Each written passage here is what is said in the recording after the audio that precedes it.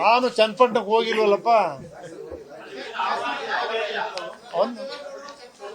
ಅಲ್ಲ, ಒಂದ್ ನಿಮಿಷ ನಿಧಾನಕ್ಕೆ ಯಾರು ಒಬ್ಬರು ಕೇಳಿದ್ರೆ ಹೇಳ್ಬೋದು.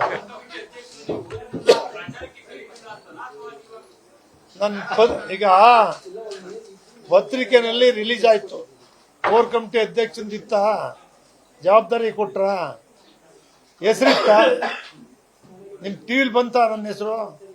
40 ಜನ ಪ್ರಚಾರಕರ ಪಟ್ಟಿಯಲ್ಲಿ ಕೊಟ್ಟಿದ್ದಾರೆ. ಆದರೆ ನಮ್ಮ ಕೋರ್ ಕಮಿಟಿ ಅಧ್ಯಕ್ಷನ್ ಮಾತ್ರ ತೆಗೆದಿದ್ದಾರೆ. ಅದರಿಂದ ನಾನು ಹೋಗಿಲ್ಲ.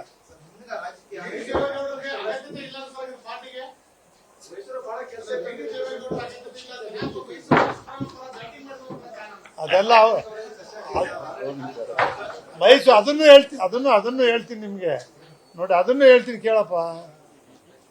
ನಾನು ಚಾಮುಂಡೇಶ್ವರಿ ಬೆಟ್ಟದ ಮೇಲೆ ಯಾರ ಪರವಾಗೂ ಮಾತಾಡಿಲ್ಲ.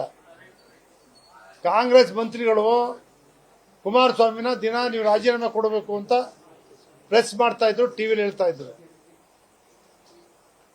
ಇವರು ಬಿಜೆಪಿ ದಳದವರು ಸಿದ್ದರಾಮಯ್ಯನವರು ರಾಜೀನಾಮೆ ಕೊಡಬೇಕು ಅಂತ ಹೇಳ್ತಾ ಇದ್ರು. ಅಶೋಕ್ ಅವರು ರಾಜೀನಾಮೆ ಕೊಟ್ಟು ದಿನ ಟಿವಿ ಪೇಪರ್ ಇದನ್ನೇ ಹೇಳ್ತಿರಲ್ಲ. ಈಗ ಸಿದ್ದರಾಮಯ್ಯನವರು 136 ಜನ ಗೆದ್ದು ಮುಖ್ಯಮಂತ್ರಿ ಆಗಿದ್ದಾರೆ.